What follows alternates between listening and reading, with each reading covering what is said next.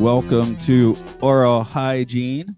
We are right in the midst of our Occult Disney series. This is Matt here. With us today, coming back, is Thomas Gorence, the Paranoid American. Good evening to you. Good evening. Thank you. Good morning to me. Yeah. Gee, I should have said this before I start recording, but is this episode 1 or 2? This definitely counts as 2. Okay, this is episode 2. Chronologically, it's 1, but only in our Disney chronology. That's true. It's our second time recording. But like you said, Fantasia is kind of like the spell that was cast for Disney up to like the present, basically. So this is, it's what brought the Disney universe into being, into an actual universe that exists today. Right, where Snow White and the Seven Dwarfs is kind of like, well, that's the groundbreaker. That's the icebreaker, I guess, going through the North Pole or whatever. So. Yeah, so I mean, I think that he really Disney started making a whole lot of waves when he did these little shorts that were going before movies. Like the Steamboat Willie is the one that gets the most mentions usually. It was kind of like a Nickelodeon style animation, but that one in particular, because it had synchronized music, synchronized sound effects, when they actually played it sometimes before theaters, they might actually have it being projected with like a live orchestra, and Walt himself would do the sound effects and the voices for it. And they would travel around doing this. It wasn't like they canned it and sent it out to the theaters. So to see this in person and to see how it worked out, it made a big impression on people. And this was the building blocks to where Snow White became his first, feature-length movie. And that's why Snow White is so important, because it was the very first feature-length Disney production. Have you, just out of curiosity, have you ever seen a live musical rendition with a movie? When I was a kid, it's been over 20 years, but yeah, absolutely have. And it's a whole different way of experiencing it. Yeah. I got to see a few as an adult, and it is quite an experience. I saw Metropolis with the Alloy Orchestra or something, kind of doing. Oh, that sounds real cool. And then also real cool is Alexander. Because Metropolis is a silent movie, right? Like there's not even any dialogue, so it's all correct. Orchestra. Yeah. There is an actual score for that movie, which is on the which wasn't discovered till about 15 years ago. So when I saw the Alloy Orchestra doing this, I think they hadn't rediscovered the actual score yet. I didn't even know that. I didn't know that they discovered the original score. Yeah, and like half of the rest of the movie, that one has some wild edits. So you can basically watch Metropolis correctly now, even on YouTube. So, and then I saw Alexander Nevsky with the Atlanta Symphony Orchestra, and that was mind blowing because if you watch that movie, it's a real Cannes Soviet era soundtrack. So having it opened up with the full orchestra was pretty amazing. But that's pretty cool. And here in Orlando, they do a lot of. They'll do like Star Wars orchestras where they'll play certain scenes. They do a lot with video games. I think there was a certain Zelda games where like the full orchestra would come in and replay like some of the greatest hits from like the video games, along with some animations and things going on in the background. Yeah, in Japan, you'll regularly see like Final Fantasy concerts or that sounds really concerts cool, actually, man. With major orchestras playing the Final Fantasy music. It's not like a novelty orchestra. So I guess we should start talking about Snow White here. I did notice some of the music is quite well done in the background. I mean, well, it's has a standard in it. But the other thing that really struck me was how this is basically a series of shorts. Like there's a narrative, which we're going to definitely talk about, but there's some very draggy parts of the movie. Like they weren't quite sure how to make this feature length yet, I think. Oh yeah, I'm interested to hear your thoughts on that. Well, some of the because I'm thinking too that for the time with how novel this was, like I doubt it dragged when it first came out. It was like an absolute marvel to everyone watching it. So watching it 100 years later almost. It's we can be a lot more critical of it, so I'm interested to see which parts you thought dragged. Mostly probably Snow White cleaning the house and the dwarves having their singing their evening song and dance session, I guess, which you could see. I see where this could be like a cute 6-minute short from 1936 or something, Okay. Honestly, the cleaning aspect is one of the cool kind of occult aspects of this. So Okay, maybe good, once we good. start talking about like all of the symbolism you can almost put into it if you like really want to search deep, but it makes it fairly more interesting than her just doing chores. Yeah, yeah, absolutely. That's why we're here doing this. And this is a good one. I mean, just to be honest, for the pre-war Disney movies, this is my least favorite, though Really? I do find the animation most impressive. Like Fantasia definitely has like, you know, more impressive animation, but this just has like that, elbow grease, spit and polish look to it. You like it doesn't look like this was easy to do. Yeah. Well, I mean, they were figuring stuff out a lot, and prior to this, the main you had a note when we were talking back and forth before about rotoscoping, so that's I guess that might be a good thing to bring up here because that was sort of like the hinge on how Snow White came together. It's exact every time you see Snow White, it's 100% rotoscoped. Same with the prince. Some of the queen, not necessarily always, especially when it's not the witch, but every single frame with Snow White and every frame with the prince are all rotoscoped. And rotoscoping started with Max Fleischer, who actually invented it in his company. And which the main reason I'm bringing this up is because Max Fleischer actually beat Disney to the punch. He made his own Snow White for Paramount, but this was like 4 or 5 years before Disney Snow White came out, and his wasn't a feature length. It was, I think it was like 6 to 10 minutes or something like that. But it used the exact same rotoscoping technique that later went on to be used, even modern day, essentially. Even as far as using some of the same animators that worked on Snow White ended up working on Snow White with Walt Disney. Yeah, it's kind of with the Fleischer one. Yeah, that's interesting.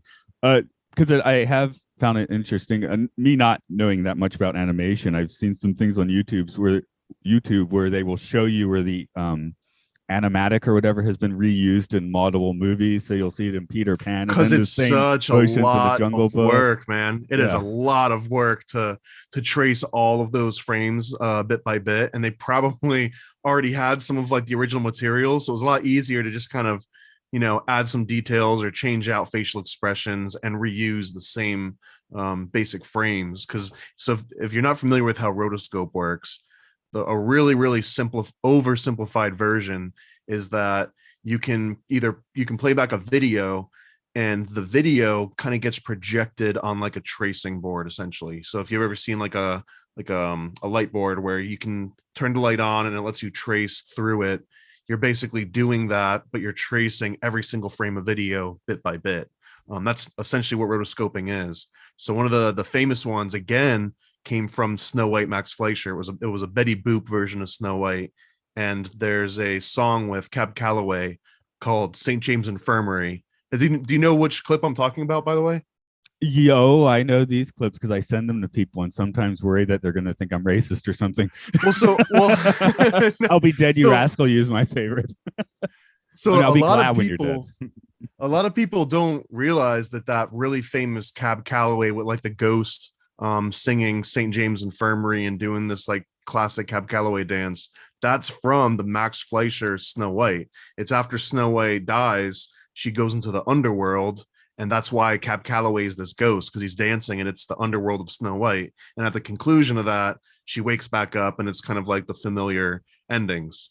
Okay. But anyways, the reason I'm mentioning that is because that rotoscope is probably one of the most famous and well done to this day, even rotoscopes of Cab Calloway dancing. And that's the exact same technology that we would use today in rotoscoping. It's just that back then you were actually tracing, the outline and every individual body part frame by frame. The way that you kind of do rotoscoping now, if you're not using AI or some special plugin, is you're kind of making like these digital shapes and then making those shapes fit in with each different part of like the body.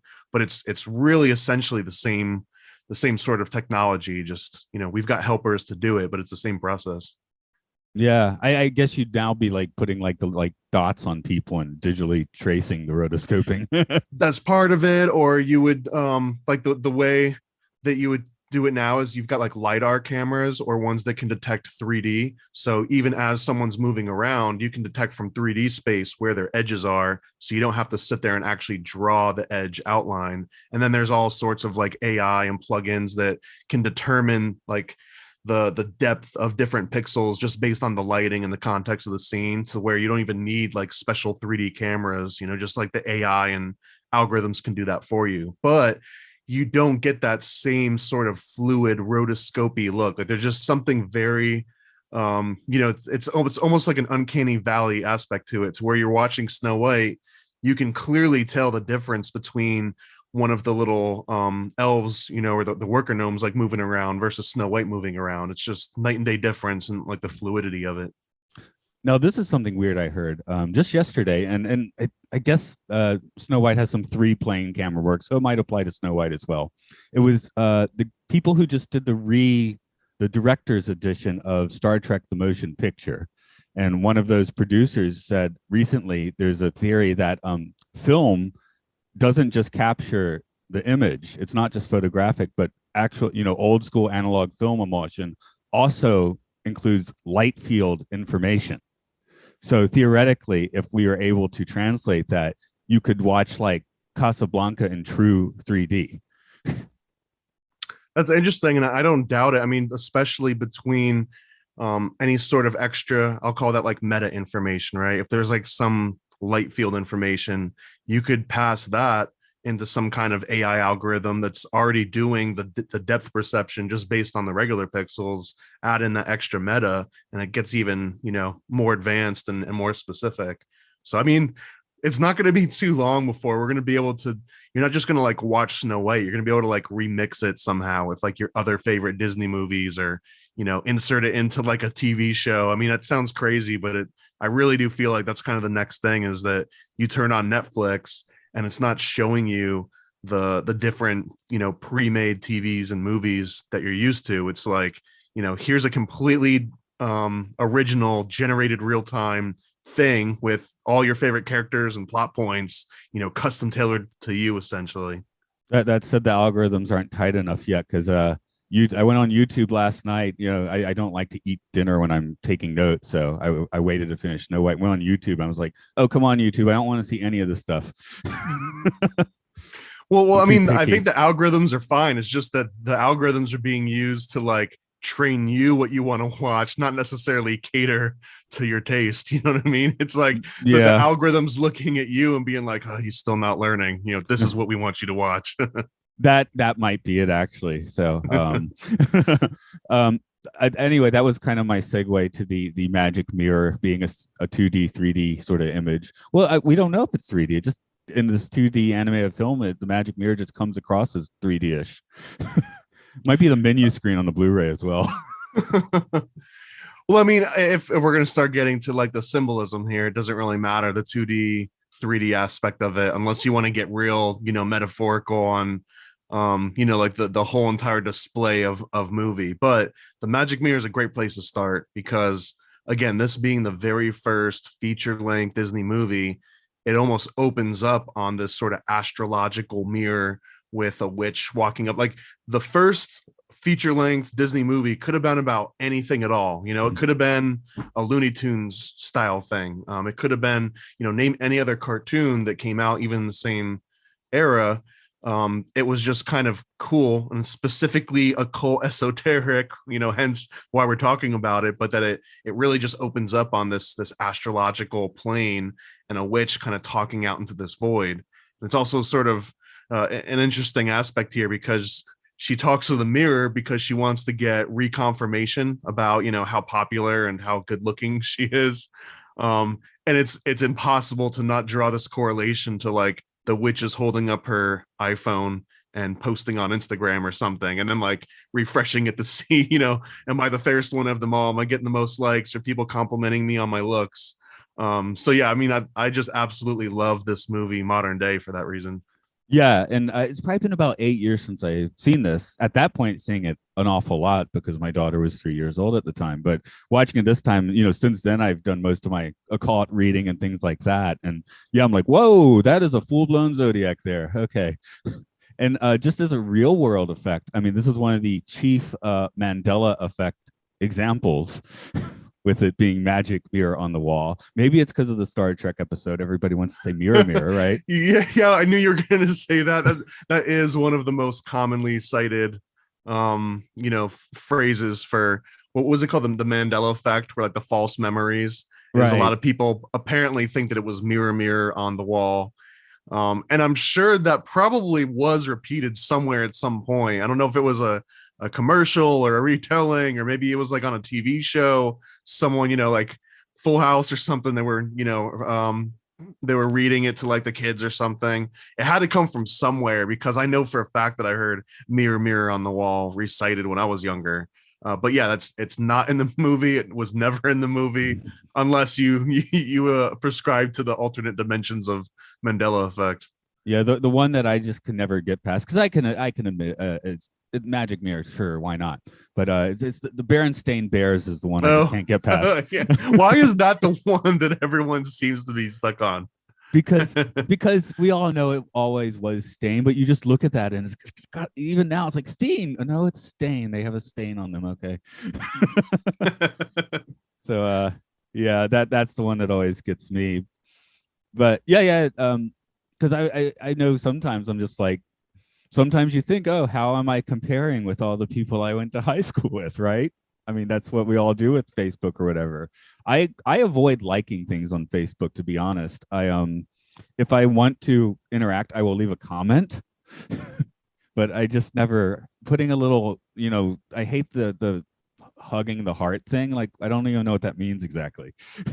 The emoji. Yeah, I gotta admit, I haven't been on Facebook in over a decade, just because I forgot my password at some point, and they wanted me to like upload my, my driver's license and all kinds of information to get back in, and I just kind of gave up, which is Yeah. a little bit of like a suicidal move for when you want to publish, like a content publisher. So I might have to hop back on it at some point, but I really feel like I'm not missing a whole lot from being on Facebook. No, my main reason for being there at this point is mostly for Messenger, because that's just my main communication tool with several of my regular podcast guests. So I sort of need it for that, if nothing else. But yeah, I guess the thing that really, I guess, blew my mind is the first scene with Snow White never made sense to me. So your explanation makes an awful lot of sense, if you would like to share that with the audience.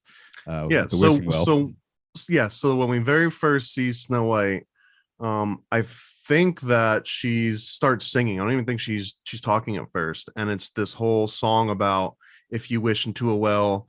And I'm not gonna sing it and recite it for just for your ears' sake, and also copyright sake or whatever. But the whole premise is that if you say something into a well and you hear it back, then it means your dreams can come true. And as she's singing this, the well kind of like sings back to her. And I do want to point out, when I was younger, it bugged me, and even rewatching it bugged me still, that like certain things she says don't get echoed back to her, and that always felt really creepy. Like like there's this weird echo physics where like it only repeats certain things that you say and not others. But anyways, the premise here is that Snow White is reciting magic. She's talking about making wishes into a well. And what is, if you want to break down kind of like the core elements of magic, it's essentially will and intent. No matter what your ritual is, or what your spell, or what words you come up with, if you just have the intent behind it, then technically that can be, magic, especially if it has some kind of effect. So here we've got Snow White that's sending these magical spells into this bottomless well. And when the well repeats these things, it essentially is like granting her these wishes. It's manifesting reality from these verbal commands that she's sending down into it. And these things that she's wishing for, she wants to find a Prince Charming, essentially.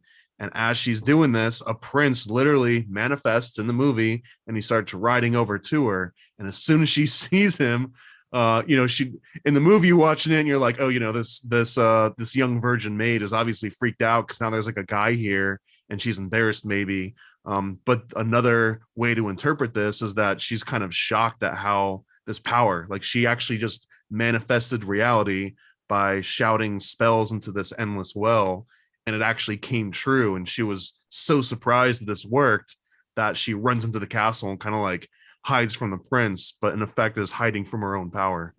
Yeah, that's the hiding from your own power. Because before I'm just like, what? I mean, that doesn't make any sense. But if you make an attempt like that and get instant results, yeah, it's probably going to flip you out, especially when they're like that major. But that makes me kind of wonder. I mean, Prince Charming in this movie is it Prince Charming? The Prince, whatever.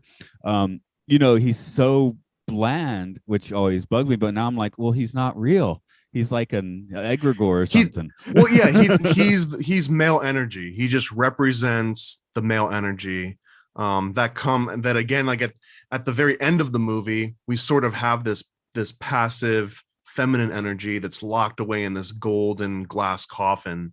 And this, you could also say this is like the whole entire premise of Snow White. If you could break it down into just like one particular theme, it's nature magic. It's humanity combining with nature magic, and humanity itself coming out of that with more knowledge than they've ever had before, but also infusing this sort of like human spirit into nature itself. It's this very symbiotic relationship between the two. It's not like humanity's a virus on nature, or it's nature versus human. It's not that sort of antagonistic story here. It's really like an embracing of the two different things.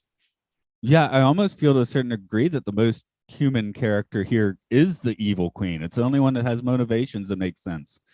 I mean, it's envy and all of that sort of stuff, but Snow White. Well, she's the polar opposite to Snow White, essentially. Like she's and in more ways than one. So first of all, she's kind of weathered from the world. She's experienced a lot more. She understands, like, she has this desire to be seen and desired more than Snow White. Snow White is this country bumpkin that seems like she was born yesterday, has no idea how anything works, very naive. I'm gonna wander into this house and just start cleaning up, and I bet they're all nice. I bet if I'm gonna roll the dice, I bet all 7 of these people are gonna come in and they're gonna be happy that I broke into their house. So she's obviously one of them will. Yeah. Oh, happy, right. But at least she kind of has this naive essence to her, but a little bit deeper than that. If you look at the Brothers Grimm backstory on this and sort of the meanings, the archetypes of the characters, the whole entire archetype of this old witch and the old crone was that they were lamenting over their loss of fertility. Like, they can't have kids anymore. They're going through menopause. And that also can be reflective of this well, where the well is, the womb of the earth. Essentially, it goes deep down into the earth, and Snow White represents this new virgin maid, fertility. And again, this old witch is looking into this mirror, and it's saying, like, am I the most fertile one in the land? Can I still reproduce? Am I the one that nature wants to reproduce with? And they say, oh no, there's this new chick in town, and she makes you look like nothing. And actually, when you see when the queen starts out in the movie, she's fairly young and she does look attractive. Like, you would maybe believe that when she's asking it into this mirror, it would come back and tell her that she's still the most desired. But later on in the movie, she turns into this like old crone with the hooked nose and the big wart, like the very stereotypical old witch.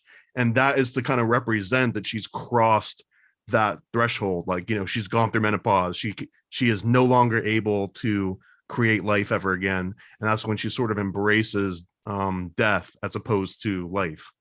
Yeah, I'm like, since her goal is to be the fairest of them all, that seems rather counterintuitive. She wants to reproduce with the prince. Yeah, she phrased the question wrong to the mirror, magic mirror on the wall. Who's the hottest of them all? Yeah. who's a cougar? That's what. But in the 30s, I guess, and especially in Brothers Grimm time, I guess that those were not concepts, being hot or being a cougar or something like that. Well, and you mentioned a good point too about the prince just kind of being like just a bag of meat there. He doesn't really have like any actual role or character development in the story. So who's to say that if the queen had summoned that prince there, then maybe she would have hooked up with the prince. Yeah. Um, so I guess we'll just kind of move on through the movie bit by bit. We have the attempted murder for Snow White with the woodsman who forgot to practice his stabbing. Well, actually, I've got a fairly interesting note here Oh yeah, on hit it. Snow White. So there's a couple of theories on Snow White being based on a real person. I don't know if you heard any of these before? I'm not sure I have, so let's do it. Okay, so one of the people that she might have been related to historically was a woman named Margaret van Waldeck, and this was a German countess that was born in 1533, I think, to Philip the Fourth. Um, and when she was around 16, so which is roughly around the age that we would assume Snow White probably is, she was forced by her stepmother, it's starting to sound familiar, to move away to Brussels. And when she was there, she fell in love with an actual prince. This prince ended up becoming Philip II of Spain. So here's a 16-year-old with an evil stepmother cast away into a different land that fell in love with a literal prince. Now, where it gets a little bit dark is that she died at 21, and the rumors was that she was poisoned, and that I don't know if it was necessarily because of the stepmother. I think it might just end there, that she died at this early age from being poisoned. But also, her dad owned a bunch of copper mines, and back then in the 1500s, it's not like they had child labor laws and they had the 40-hour work week or anything. So in these copper mines, you'd find children and people working under all kinds of horrible conditions. And because of all of the conditions that they went through, some of the toxic chemicals, and also just the practices, people would come away with missing appendages and limbs and fingers, and they would actually be known as the poor dwarfs. That was sort of this term that kind of got thrown around. If you worked in those mines, you were one of these poor dwarfs. Dwarf because you were missing a leg maybe, and poor because you were being forced to work in this copper mine. So again, that's one of these examples of Margaret Waldeck being Snow White because of the evil stepmother sent away, and her dad owned these mines of poor dwarfs. So that one's interesting. Yeah, I feel like either I remember her being alluded to in a book about the Tudors or in the TV show The Tudors. I don't remember, but one of the two. So, but I never would have drawn that line. So the other one is a completely different person from the 1700s. This is Maria Sophia von Erthel. And this was in Bavaria, which, this is actually where a lot of those Disney castles kind of come from, is the Bavarian landscape. So this one is interesting because she moved away into a castle, had a similar thing with like a stepmother going on, but the stepmother owned a mirror, and apparently the mirror was this kind of like technological feat of the age. But if you talked into it, I think it would like reverberate a little bit. It kind of like had this concavity to it, and some sort of like a hollow mechanism. I haven't broke it down to see exactly how it worked, but it was kind of known as this talking mirror. So one of the legends, especially of like this talking mirror that made its way into Disney, or into the Grimm fairy tales, could have related to an actual mirror that existed at some point that had this kind of illusion of talking back to you. yeah, I mean, we have trouble as humans, I guess, admitting the fact that we may have lost certain technologies. One of the examples I love is finding basically that computer from ancient Greece that they found on a boat, a sunken ship. So it's like, yeah, these people weren't stupid, they probably had a few things that we don't have. I mean, I'm sure you and I would be impressed by a talking mirror. So things with acoustics, like the U.S. Capitol, one of the rooms in there, you can whisper on one side of the chamber and hear it on the other side. So they had a lot of time to figure this stuff out and experiment, and actually, the loss of just we talked about this in the Fantasia episode, but the architecture and how ornate you are about your architecture says a lot of things about how advanced your particular culture civilization is, and that can extrapolate not just to frilly little leaves and filigrees on your columns, but these things like being able to whisper, and hear it in other places. They said that too about Grand Central Station, I believe, in New York, that you can even when it's busy, there's certain places you can stand, and if you talk directly into a corner, it'll travel like up this arc, all the way across the room. So if someone's standing in another corner, you can have like a private conversation with them, even with all this other noise running around. And I mean, I don't think that, even if that wasn't by design, I think it might have been by design some aspect, but you don't get that result without the precision and this, it doesn't just like accidentally happen unless the design was in place. Yeah. It might not have been because they wanted to be able to have a conversation between two people, but just the fact that the acoustics are designed that way, that's impressive in its own. And I don't know that many things. I do know that because I've tried it. It's fun. At Grand Central Station. I think it was this U.S. Capitol chamber. Okay. Yeah, but yeah, maybe similar like that as well. Because that's one thing I've heard. One theory on the pyramids being that people talk about frequencies and things, and that the pyramid system actually might have been like a form of communication, doing that like across the earth. I mean, a wild. I love theory, that. Yeah, that's such a cool topic. And I'm getting way out of my depth here, but I could have sworn that there was a story about Pythagoras at some point where he found this like echoing chamber, and it like blew his mind, and it sort of like opened up this discovery into music theory that he might not have gone without this anecdotal, thing about him discovering echoes and how like the pitch changed and reverberation. Well, it's Newton getting bopped on the head with an apple. Yeah. Although he was in alchemy anyway, wasn't he? Yeah, absolutely. That gravity stuff was a side trip. Newton's interesting too on a totally different tangent, which we'll wind back from. But Newton to me is very similar to like Nostradamus, where like Nostradamus is impressive if you ignore all the things that he got wrong and you just to pay attention to the things that seem were right. It's like, oh man, this guy was prophetic. But the actual batting average is probably not that impressive. And I think Newton was fairly similar, where he said a lot of stuff. So just by like a game of numbers, he was right about quite a number of things. But there's not as many people that are writing books about all the things that he got wrong and making documentaries about all the things that he got wrong. Yep, it's the reputation you leave behind. Speaking of which, I'm guessing the queen couldn't just off Snow White herself because of karma, get someone else to do it. Is that the idea? That's a great question. I think, I mean, if we're just talking about practical humans, if she just wanted to kill this Snow White, then yeah, like why couldn't she just go and do it herself? But again, you have to look through this, even if it's not like magical, occult, secret, esoteric symbolism, there's still going to be these story archetypes and these tried and true patterns that just evolved, that came from mythological stories that came way before it. So like this occultism is baked in. So and one of the most obvious is that she gives her this apple, right? This like, it's almost like the same Adam and Eve style, like the snake delivering this apple to Eve. It's saying, hey, take a bite into this knowledge and find out about this, all of the goods and bads of nature that's been around you that you've been completely ignorant to. This naive 16-year-old virgin maiden that's never ventured outside of her hometown essentially, and now she's out into the wilderness. She's talking to animals, she's learning about earth magic through these dwarves, which we'll get into. So this apple kind of represents her crossing of that threshold into like, okay, I've eaten from the tree of knowledge essentially, and she dies from it.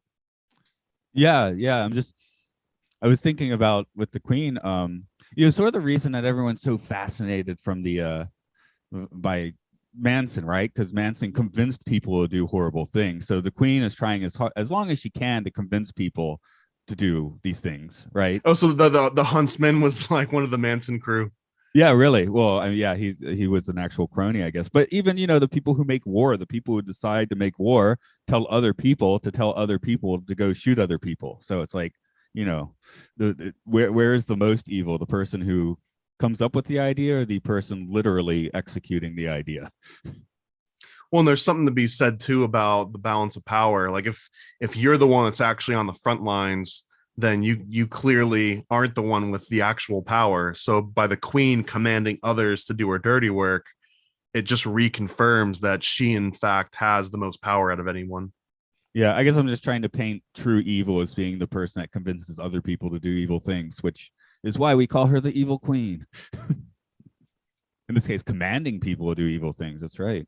Uh, Although, I mean, there's in just like the devil's advocate sense, you could say that she's not necessarily pure evil here. She's just filling her role. Like she has to give Snow White the apple because Snow White has to gain forbidden knowledge, and then she has to be reunited with this male energy at the end, which brings her back to life. Like these things have to happen for reasons because at the end she's, even grander of a person for it.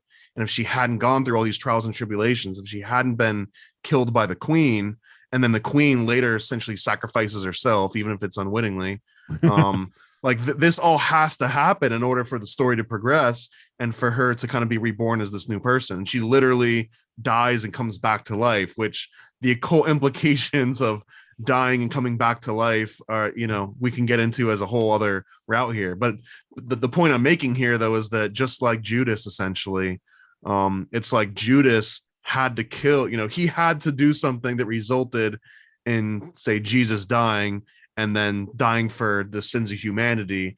Like if that didn't happen, then like what's the point of even having Christianity if the whole like exchanging the Son of God's death for the sins of humanity thing didn't exchange? Then there's no reason to even have that story. So it's the exact same thing here. If you don't have Snow White dying and being reborn, then there's no story there. So in effect, the queen is just, it's fulfilling her role. She's like the vulture. It's kind of like an unfortunate role that you have to play, but that was her role to play. Yeah, that was one of the things that really riled people up about Scorsese's Last Temptation of Christ, sort of suggesting that Judas was actually in a way the most dutiful of the apostles and carrying out the, like, him and Jesus had like kind of planned it out together. So my favorite way I've heard that movie described is the sexy Jesus movie versus the bloody Jesus, which is the Passion of the Christ. Yeah, I see that one. I never wanted to see. Right? I'm like, well, I don't really want to watch Mel Gibson's torture porn. If you've heard what it's about, then you've essentially already seen it in your mind, right? That's what I'm guessing. So yeah. I definitely, something I really do like is when Snow White is dispatched into the forest. It's just a terrible, evil place, and she quickly realizes, oh, it's just all me. I'm making this terrible. Yeah, well, and it's her ignorance that she's really afraid of. It's all of like the dark and the eyeballs, and it's just all of the things unknown. Because again, she's this naive bumpkin that's never been out into the world before, so everything scares her. Yeah, also very cool animation, but once she chills out and takes a deep breath, she now attracts all the woodland critters. Well, and not just attracts them, but apparently is able to talk to them because she can speak and they sort of understand what she's saying and almost like follow her commands a little bit. So this, again, in sort of like the esoteric interpretation here, this is humanity venturing out into nature, dabbling with nature magic, and realizing that there's a direct connection. Whatever this human spark is, there's like an as above, so below kind of likeness attraction, where that same kind of miracle within nature is being attracted to the miracle of humanity, and she's conversing with them. Like it's literally language of the birds. If you've ever heard of green language or language of the birds before. That sounds familiar. Sorry, I was just thinking. I went to an office meeting yesterday, and people were still wearing masks in the meeting, and one guy's there, and I'm hearing bird calls. I'm like, why are they playing bird calls over the loudspeakers? And it turns out he's just sitting there making bird calls. I'm like, that's interesting. So that actually sounds pretty fun. That's a good reason to keep wearing the mask, is for just like ventriloquist bird calls in the middle of meetings. Yeah, well, I teach, and I have a full-size Cookie Monster puppet. So I don't like wearing masks, but when I definitely like it at that point because I can do full-on Cookie Monster, right? I don't have to try and do a ventriloquist. Also, because I only have to shave once a week. That's nice too. So well, I mean, it's a good reason to work on the bird calls. And to clarify, language of the birds, if you were to like look it up on Wikipedia or something, it does pertain specifically to like people thinking that they can talk to and from birds, but the phrase language of the birds in green language is a little bit higher of a concept than that, and it's essentially seeing things in nature and reading them, convincing yourself that you've just interpreted a message from the divine or something. So specifically language of the birds, if you were going out for battle, you're the general and you see this bird migration fly above, you can interpret that as like a good omen or a bad omen. And if you actually followed through with that, that would be you interpreting language of the birds. But you could also extrapolate that to like reading tea leaves or any, spitting in the dirt and mixing around with a stick and imagining what kind of shape it comes up with, or looking at the clouds and figuring out organic shapes that are in the clouds. This is all sort of language of the birds and green language. But that's essentially what Snow White is doing at the very beginning of this movie. She's language of the birds and back and forth, communing with nature. Actually, here's a little bit of my bird language then. I podcast with another one of my coworkers, and sometimes we'll do it after work, especially if, we need to get something on schedule. We'll record at a temple, and multiple times we've just encountered different animals. Like we're sitting there, I think we were doing the movie Lucy. It's like, hey, there's a fox staring at us. And then we did another one a few weeks later. We walk out, there's an owl, giant owl staring at us. Of course, there's a bird itself. Another time I get to the train station, there's foxes at the train station, which is really weird. So I do find it interesting running into these animals after doing a podcast sometimes. And you said owl, which reminds me, there's one thing that a lot of people bring up if you go and do like online searches for occult symbols in Snow White. It's almost impossible to find one that doesn't cite owls that are all over the inside of the dwarves' house. It's all up and down the staircase.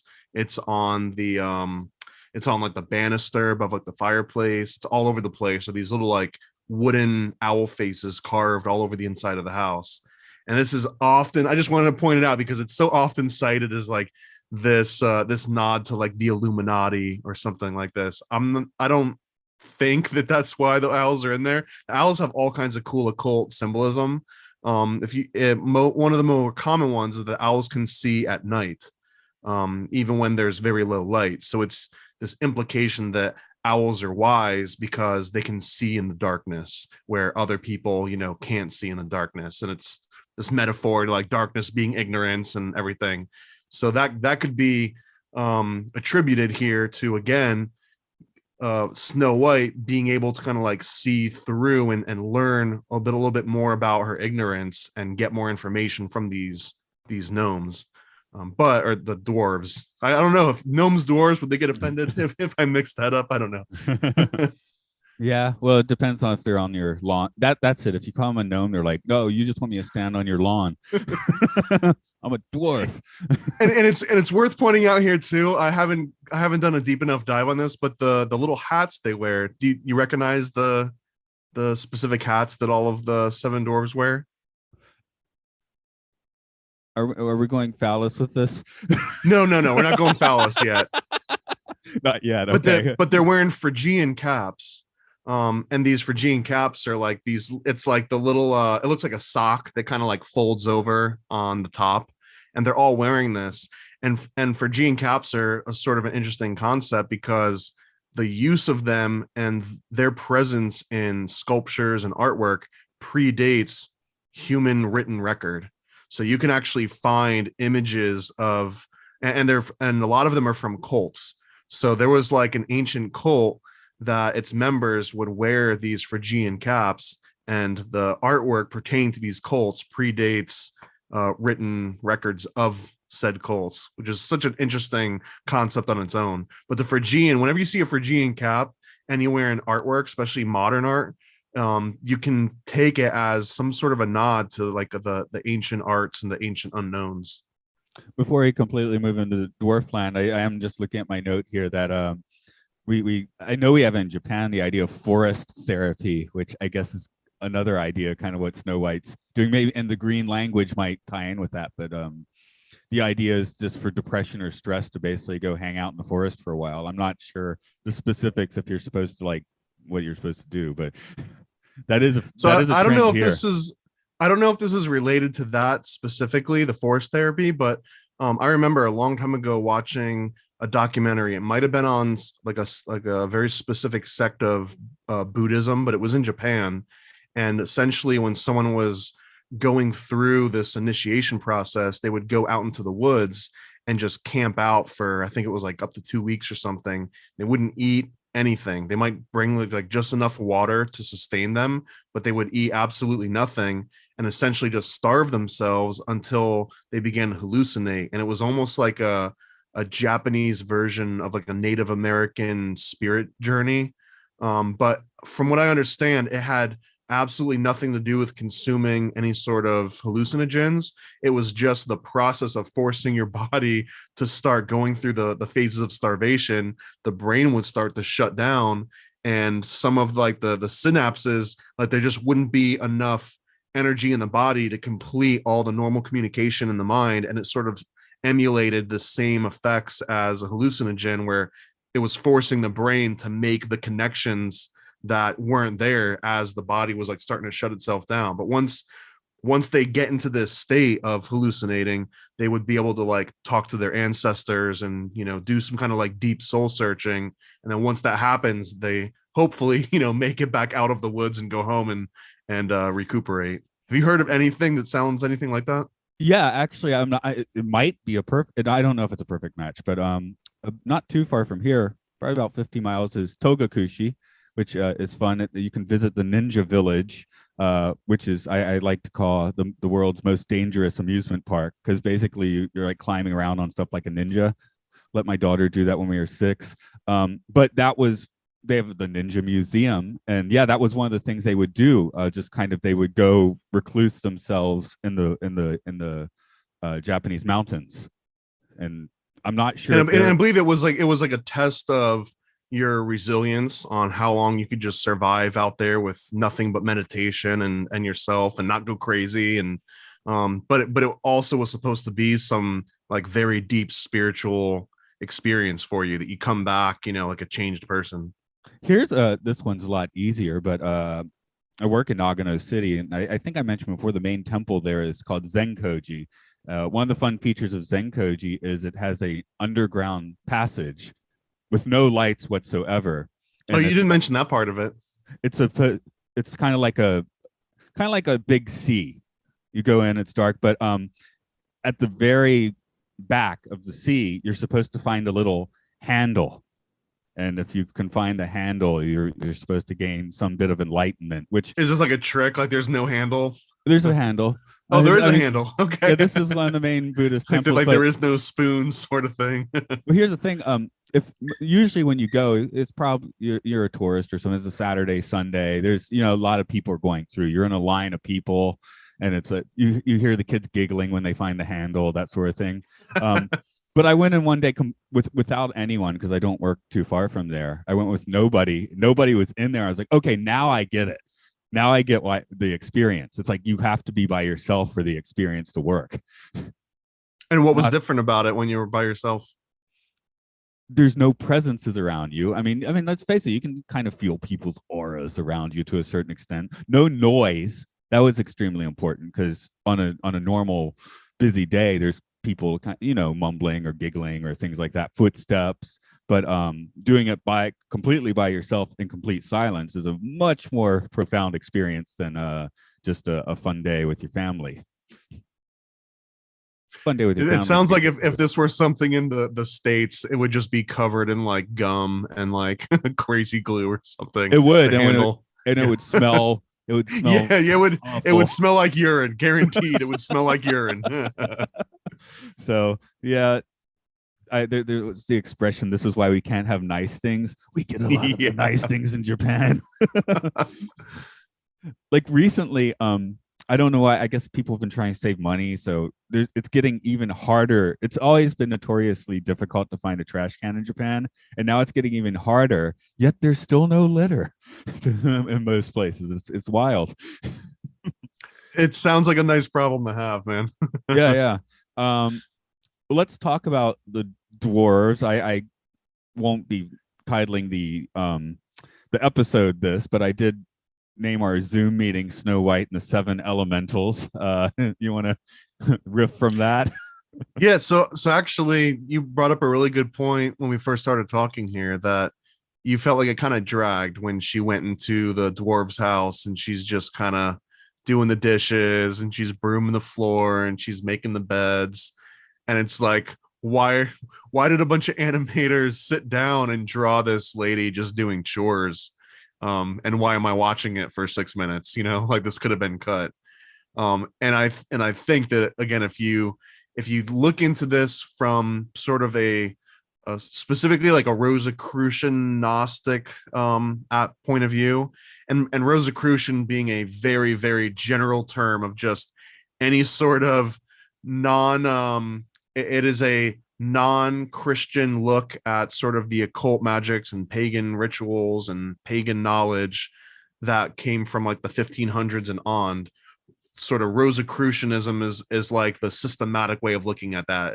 It's not just taking a whole bunch of like folklore and lumping it in. It's actually putting like a system around it and trying to define certain aspects of it. And the reason why I'm making a particular delineation towards Rosicrucianism is because there's been a lot of Rosicrucian specific writings about Snow White and about dwarves in particular. So the correlations are there for some really interesting reasons. But again, going back to like, why are we watching her do a bunch of chores? So the dwarves, they are earth elementals. Okay.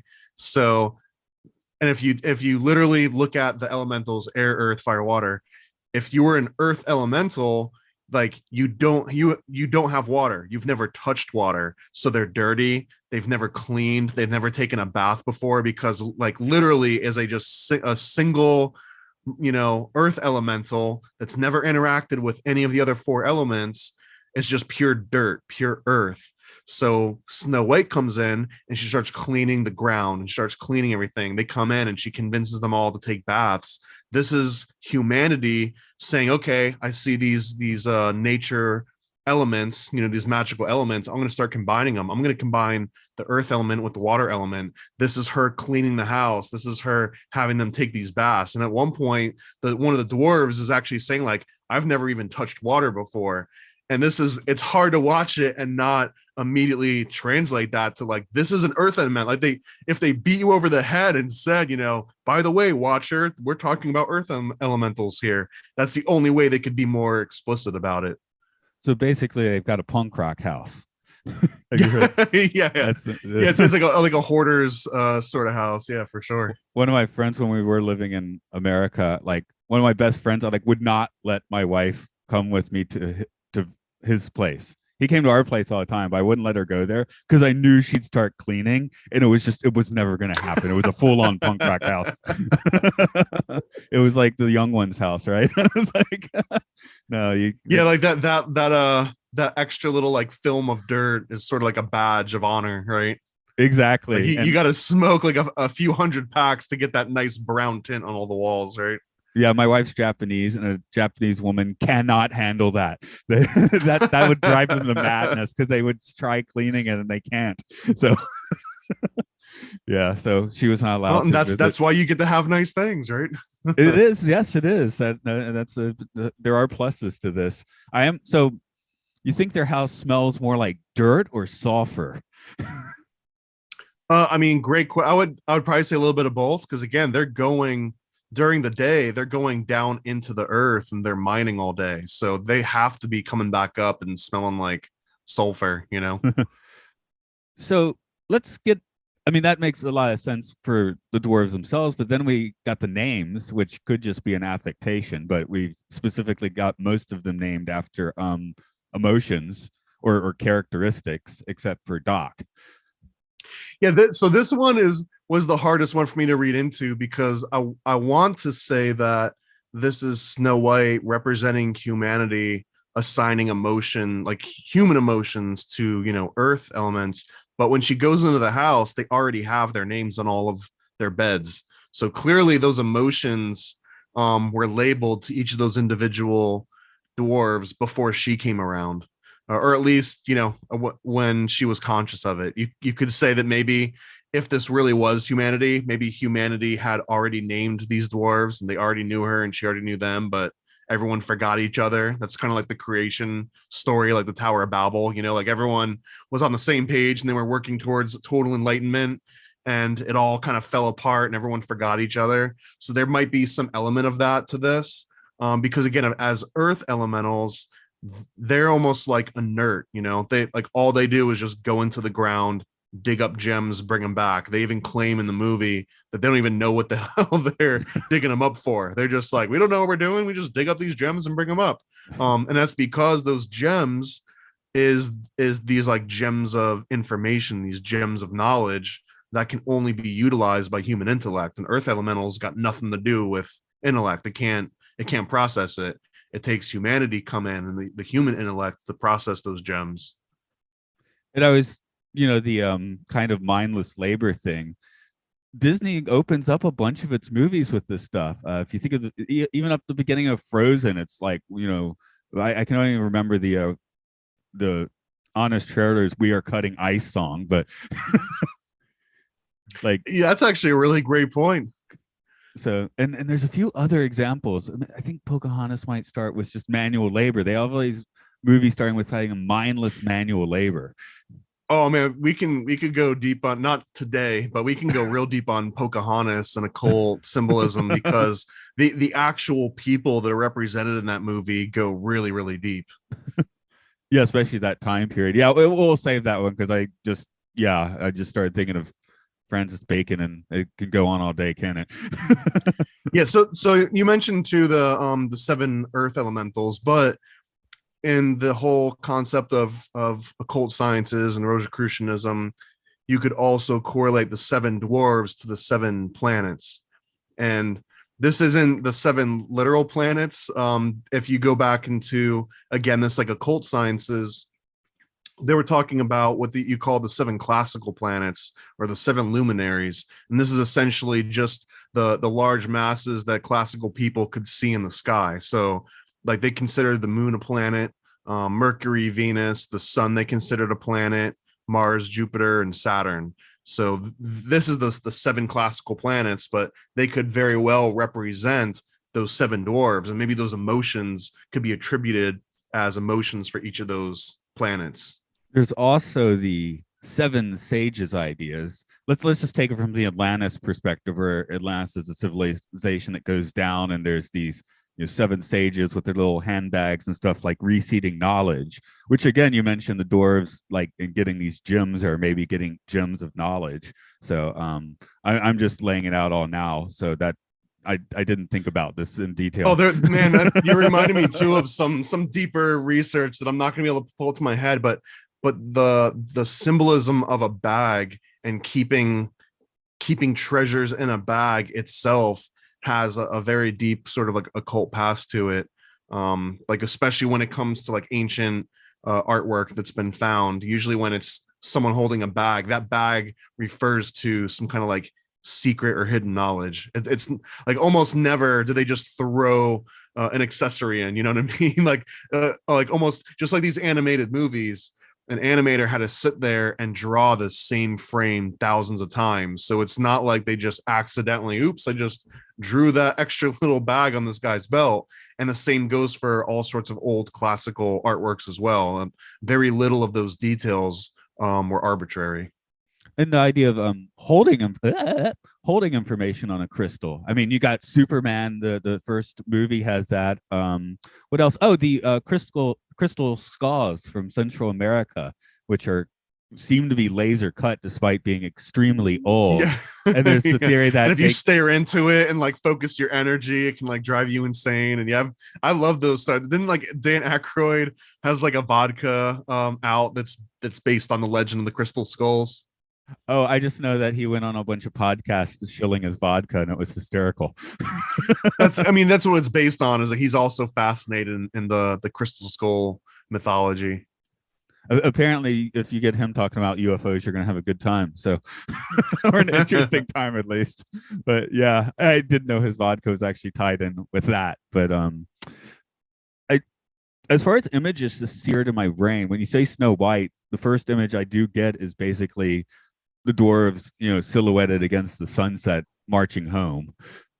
I don't know if that means anything. That's just like, maybe it's just I've seen too many promo materials that did that, but somehow that seems to be the It's first also image I such an get. earwig, man. That might be the original Disney earwig, in terms of like a song that just gets caught in your head that you can't shake.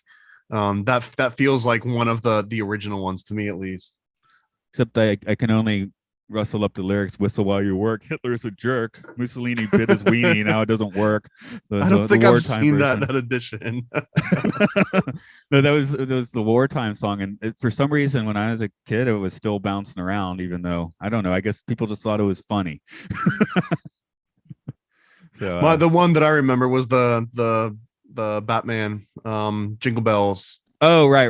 That Jingle was in Bells, the Batman Smells. Yeah, yeah. Bart Simpson got that one immortalized in the Simpsons Christmas special for that's us. right. So That's right. That's right. It was a Simpson thing. I'm not sure So, why my. Oh, go ahead. well, I was going to mention back on the gnomes thing, because there's a couple other cool, like really small details that all sort of keep adding up to this theory that they're earth elementals.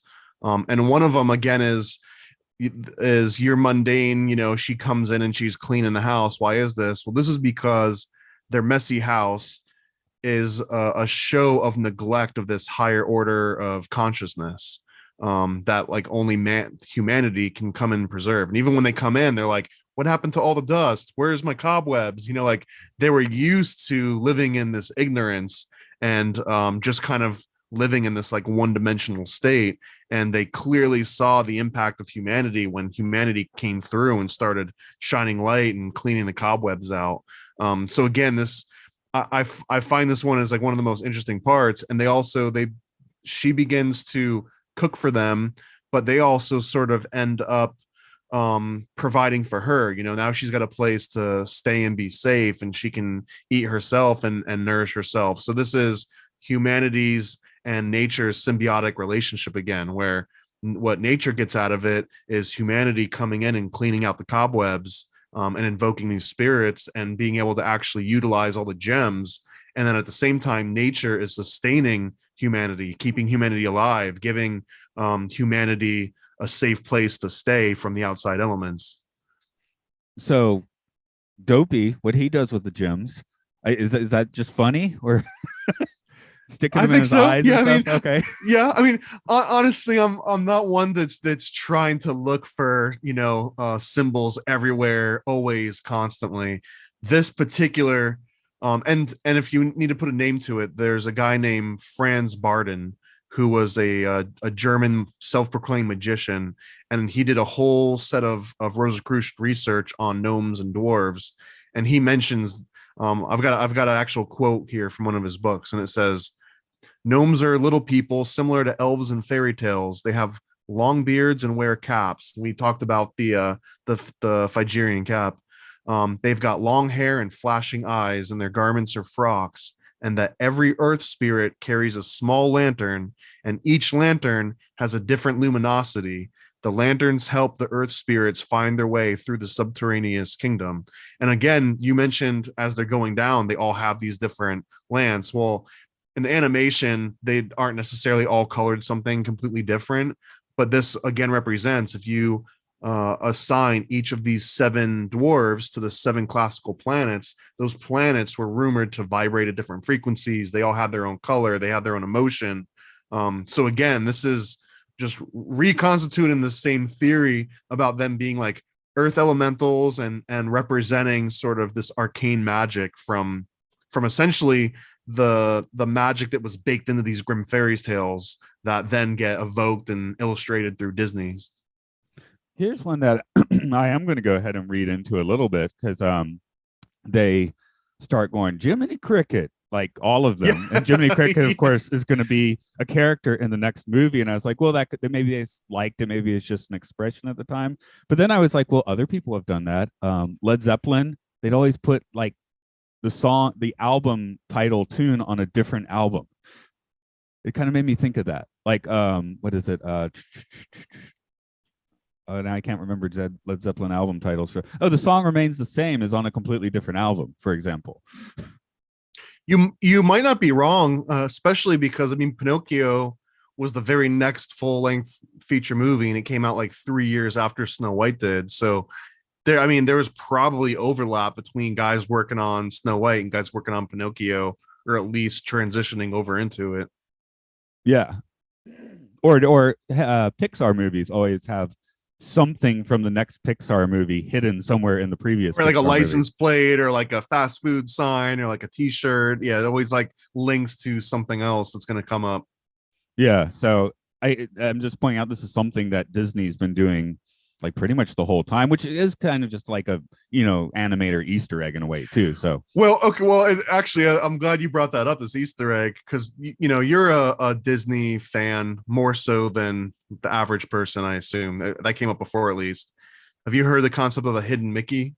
oh yeah, my deepest So, dork is the theme park stuff. so for people that aren't aware of what hidden Mickey means, I mean, the people behind Disney and Disney fans are obsessed with these secret hidden messages and meanings and symbols everywhere, to the point where the parks and movies and just everything Disney related has these things called hidden Mickeys, and it's essentially ways that they can hide the mouse ears logo, like Mickey's silhouette, all over the place, and architecture and patterns and like you name it. So you could probably come up with some better examples than I can, because I know what they are. And I remember when I worked at Disney, people were always like asking me if I knew where these secret hidden Mickeys were, but I just never got as deep into it to actually like know all the cool examples.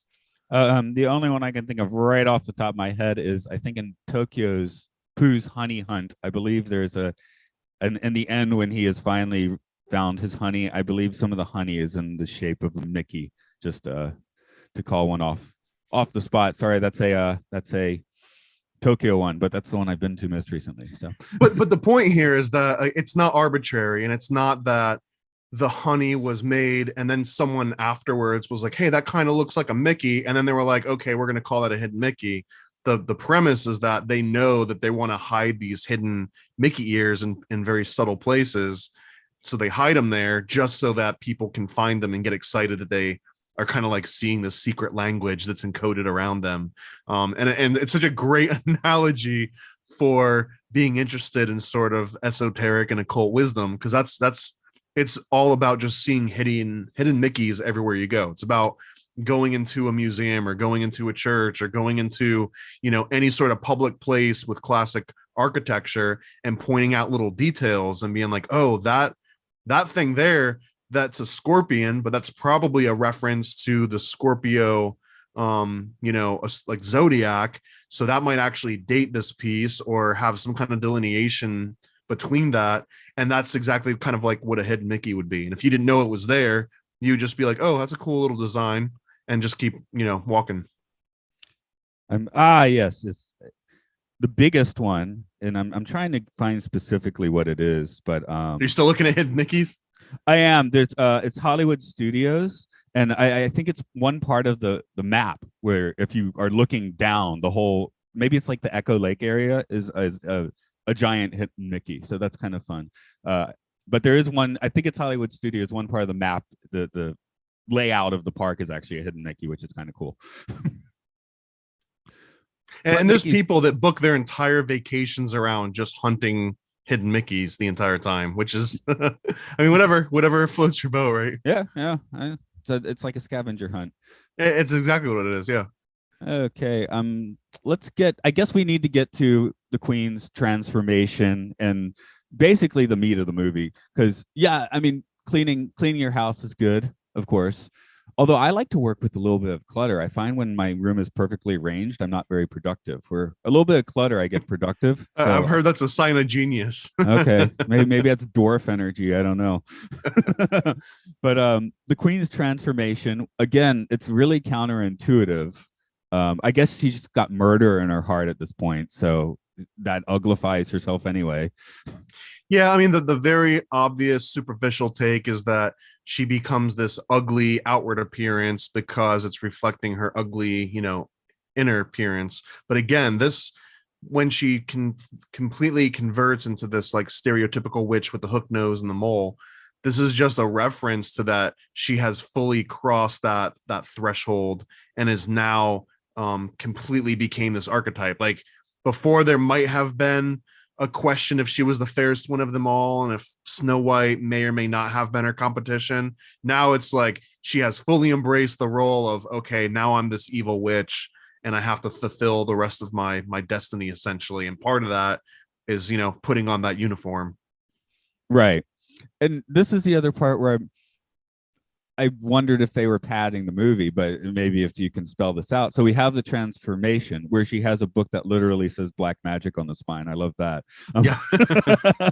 Keep that around your house. Well, in her dungeon, I guess. But then we'd spend like 8 minutes with dwarf song time, which seems like interesting pacing. Maybe it's just to make sure that we know that Snow White and the dwarves are kind of like getting along and they like her and all that sort of stuff. But it did seem to kind of put the brakes on the narrative a little bit, just watching it from a 2021 perspective. Yeah, I mean, honestly, if you watch any even modern cartoon now, that's always like a given where, or even like movies, if you need to stretch the time out a little bit, you just throw in like a 2 or 3 minute song and it excuses any sort of like story arcs that you have to resolve or like really complicated dialogue or back and forth character development. And it also, not to underestimate the power of those earwigs and the power of getting kids to sing along, and that's what turns these movies into cult classics, is that it's got these things that you can sing along to that exist outside the movie. Like if there was no songs at all in this, how much staying power do you think these Disney movies would have if they didn't come complete with their own soundtracks and lyrics and everything else to keep it alive even when you're not watching it? And I am sitting here realizing I just accused the segment of the movie was someday my prince will come as padding, but to be honest, I prefer the Miles Davis version. I mean, this one that wasn't in the original 1940 release, I say, or 1937 release. Oh yeah, it was. Doesn't matter that it was recorded in the late or early 60s, late 50s, whatever it was. And there's a couple other things too. So in the movie, I noticed when the book is the very, very beginning of the movie, they actually have like a live action book that it almost looks like they're pulling like, strings to open it and the pages are turning and it opens up with Snow White. When they start talking about the queen for the first time, they go back to this book and on the filigrees inside the actual page, when it has like that leading letter, right under it is this huge peacock. And then when we see the queen, she's sitting in this huge throne and the throne is this big peacock. And the symbolism of that peacock is also something that shouldn't be understated, because in the medieval world, the peacock was often, depending on the culture and the country, but it could be likened to the all-seeing eye or the evil eye, specifically because of the design at the very edge of the peacock's feathers. When it spread the feathers out, it looks like all of these ominous eyes that are kind of like staring at you. So it took on this extra meaning of this like all-seeing, always present, consciousness that knew what you were doing. And what is the queen? She's got this mirror that she can just look out and spy on you whenever she wants. Like the queen herself is this all-seeing eye, this like big brother. So it's clear how CBS and NBC are talking to us. What is ABC symbol? Well, yeah, the ABC is the eye, which is Disney, and yeah, no, CBS is the eye, NBC is the peacock. Yeah, you're right. I'm trying to remember what ABC's symbol is, because ABC is Disney, right? Oh, now it is. Yeah, I was thinking because these symbols came about in the 50s or 60s for the networks, right? When nobody would have really read into that because they didn't have the whole internet to read esoteric medieval. I mean, the esoteric history of television. Oh yeah, and the people that invented the technology and the people that were behind the companies. That's a whole fascinating subject in itself. No, I'm just like they were almost all spiritualists. Like almost anyone that had anything to do with radio or television waves were spiritualists. Like they all believed they were literally capturing like spiritual energy in boxes and were mutating it for these weird reasons for entertainment. But it's such a fascinating concept. I'm just pointing out that you're talking about the queen and stuff. You could just change the word slightly, and you're talking about that. So, Yeah, no, absolutely. so, and this is when the first, just after the first experimental broadcast had been started. So, just interesting thoughts. But yeah, the peacock, definitely cool. There's something about, was it the when the peacock dies, the wings become more vibrant? Is it? Yeah, this has been likened to like the symbol of a phoenix as well, which has even deeper kind of occult meanings, where like the phoenix or the peacock might have been the actual, real life version of what the mythological phoenix was. Okay. Um, oh, I definitely like the toxic sludge on the apple as she's brewing the apple poison. And this came up in a previous talk about this, but it's, for whatever reason, it's one of my favorite aspects of this. But and it was because I was watching, long story short, I was watching a like Star Trek or something reruns, and it had Swedish subtitles, and there was this one part when someone says like, poison, and the subtitle said, gift, exclamation mark. And it just caught the corner of my eye, because I was like only half paying attention. I was like, did someone just say poison, but the word was gift? So I went on this whole, I'm not working anymore, like my full attention now is going to be figuring out the etymology of this word gift. And it turns out that the word gift in Germanic languages actually it means poison, but it also comes from the actual word gift. And there is some deeper connection here, essentially, with like this folklore, grim fairy tale concept of giving you an apple, but it's a poison apple, or giving you, this thing that looks like a gift, but it actually hurts you. That comes from this folklore backstory, to where their folklore is so entwined with this poison apple sort of symbolism, that the very word for poison is gift, because of how like the witch in this movie gifts the apple to Snow White.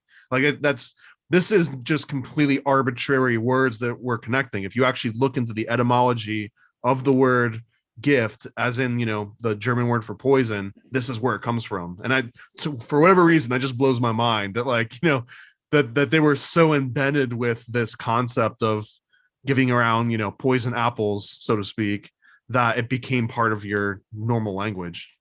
There's a story of the Buddha going to a village and basically being roundly ignored, and people being like kind of angry towards him, and him just leaving, and someone being like, well, didn't you want to like try? He's like, well, no, I didn't really want I didn't want to accept their gift. The gift just being of ridicule and derision. So that's the gift of poison in a different. Well, he also died from poison too, right? He was served a mushrooms in his meal, and the mushrooms were apparently poisonous, or it was poisonous to him. Yeah. So that too. But yeah, you never know. Don't look your gift horse in the mouth. It may be laced with poison. I don't know. Let's see. I'm just trying to make sure we get everything before our time cuts off. Oh, I did love the so the dwarves go off to work, and very specifically warning Snow White not to trust anybody, which she goes for the most suspicious person, shows up, and she's like, whatever. Yeah. So I don't know. That's beyond. She sees this old helpless lady, and the birds are trying to warn her. They're like tweeting around, and they knock the apple out of the old lady's hand as she's trying to give it to Snow White. And Snow White like scolds the birds, and it's like, stop being mean to this poor old lady. And she brings her inside, because then the witch starts to feign having like a heart attack. Oh, my poor heart, let me get inside. But yeah, it's all just a ploy. And again, this is like the nature magic trying to tell Snow White that there's this danger here. But again, I always come back to this argument that the queen has a role to fulfill. Like, she can't not give the poison apple to Snow White, because otherwise, what's Snow White doing here? If Snow White doesn't die, then the prince doesn't get to come back to her. It's like these are the sequences in the story that you have to go through. So I guess Snow White must eat the apple. That's why She has to. there is She no common absolutely sense. has to gain the knowledge of good and evil. Like she has to gain that knowledge. Right. Yeah, I guess she cannot become a woman until she, you know, understands that knowledge. So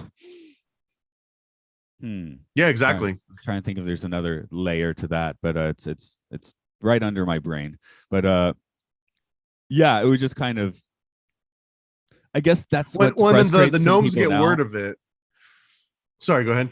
Oh yeah, it's just, I guess one of the things why this movie doesn't necessarily sit, because now it's all about having the princess with agency, right? And Snow White has basically zero agency. Like she's like the I mean, opposite there's of definitely agency. some creepy undertones to this movie if you rewatch it in 2022 vision, with like, yeah, this prince coming and essentially kissing a woman that's unconscious without her explicit consent, you know.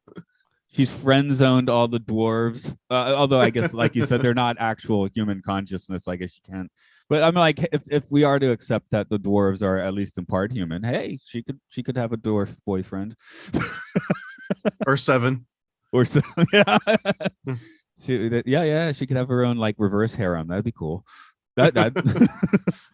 But yeah, it's just the fact that she doesn't have agency is kind of weird watching it now, just because we have, you know, film now is trying to do the opposite most of the time. So Well, so again, if we bring this back to sort of the occult interpretation, this is that suppression of the feminine energy and nature magic that, you know, comes through the dark ages and into the modern times, is essentially just the story of patriarchy. You know, here we are in woke terms, but quite literally is the patriarchy suppressing this feminine energy of nature and humanity, trying to like instill its will through this kind of like Christian revolution across the world. So this can very easily be kind of reinterpreted as that same sort of dynamic, and that the feminine energy is locked away in this ornate gold and glass encasing, which is like kind of renders her sterile until this prince comes along, hears about her, comes along and injects his male energy, which in the movie it's just like a little, you know, kiss on the lips, maybe like a little peck on the cheek, and she comes back to life. But in occult symbolism, it's literally like, you know, the full penetration and male energy entwining with female energy and the reuniting of the two separated halves and bringing together the full whole again. And how else could you end this story, especially if it's about magic and nature magic and humanity, if you don't reunite these two separated halves? And again, even at the very beginning of the movie, we see that male energy of the prince and Snow White, the feminine, and they immediately separate. You know, it's like oil and water, or like two, you know, opposing magnetic forces. He starts coming, she runs away. So the resolution has to be that reuniting of the two energies towards the end.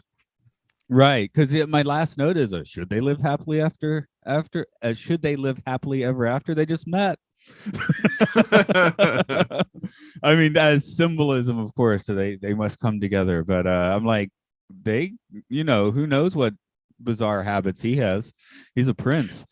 Well, you know, and some of the original stories from the brothers, because this particular story of Snow White and the Brothers Grimm, they republished their stories many times over the years, and it slightly changed here and there. And the Disney version, I think is very streamlined, and it's the one that everyone knows. But there's some versions where the gnomes were just like carrying her and they accidentally drop her and she hits her head and that wakes her back up, and it doesn't even require the prince to come in and do anything at all. There's some versions where she's literally dead and gets brought back to life. But this Disney one makes the most sort of esoteric symbolic sense, with the prince just coming and kissing her, and it sort of has become like a prototype, right? Like this, like almost like the sleeping beauty aspect, like that is still a modern day archetype that people still relate to. And that was, I don't think, arbitrary, but Disney had a lot of different variations they could have picked from, and this is the one they went with. The only glass coffin I can think of is Vladimir Lenin. Well, they also do. I think some popes. They usually stick some of the remains of the popes, under the churches. They'll put them in like little glass. I don't know if you would call it a coffin, but it's like a little translucent, enclosure that you can like look through and like, hey, Pope. Do you have any final thoughts you want to throw out on Snow White today? Because our time is running, the sands of time are running out. Just that I am outside of all the mystical woo woo and symbolism that you can read into it. I'm absolutely floored that this came out in 1937. I mean, if my grandpa, who isn't with us anymore, but my grandpa was born in, I think, 1929 or something, if he would have seen this when it came out, he would have been 8 years old. And to any 8-year-old that sees Snow White for the first time, I feel like it is probably just as impressive as any other, when my grandpa might have first seen it when he was 8 versus your kid seeing it here 2022 when they're 8 years old. It still would impress the same amount. It's amazing that the technological feat of the color and the animation, and like even today we don't make cartoons that look as good as this because it would take so much time compared to the digital counterparts. So out of anything at all, if you take away just the absolute technical feat and beauty that goes into this animation of Snow White, it's hard to understate it. Yeah, really. Even if it's boring because you're watching her clean a house for 5 or 6 minutes, the artwork is phenomenal as she does it. Like just every little bit of fluidity is beyond impressive. And yeah, it's obviously a very impressive achievement. I'm just my contrast is like, wow, they really did shore up all the story beats for Dumbo and Pinocchio, because I feel like those films just don't drag. So and this is the first. I mean, there is no precedent for this except for maybe Gulliver's Travels. Was Gulliver's Travels before or after this? So I think it was a little bit before.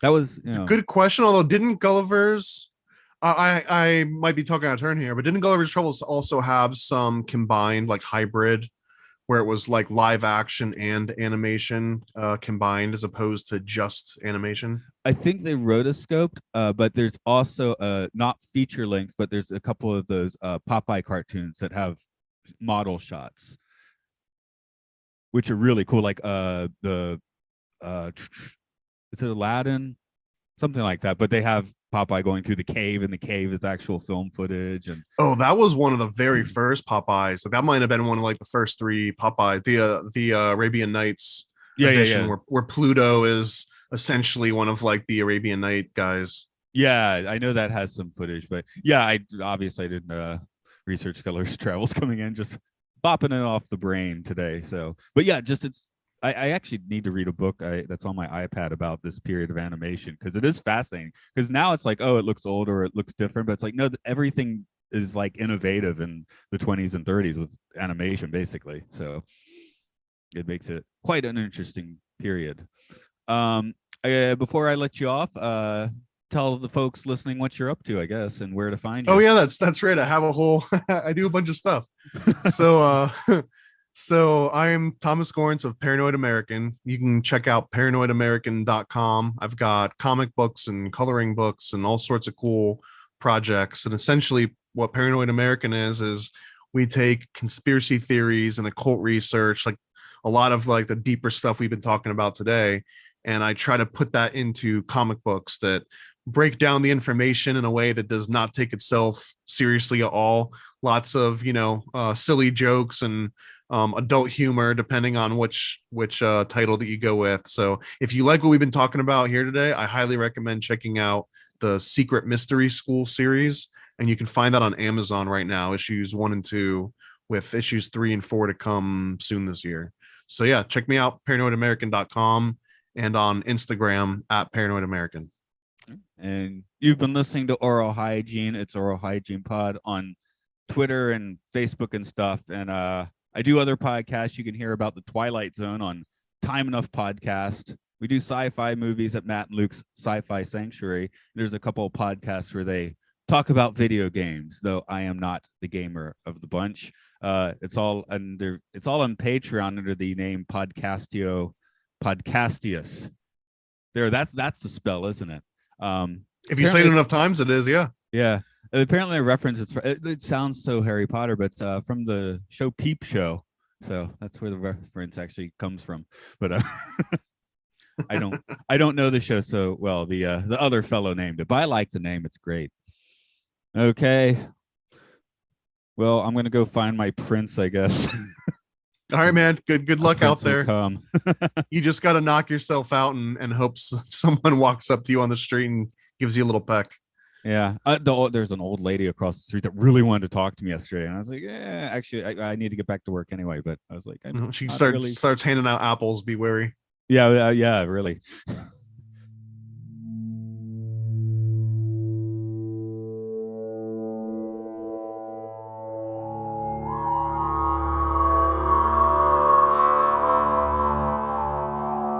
Did you advance the film strip? Are you on the final page? Well done.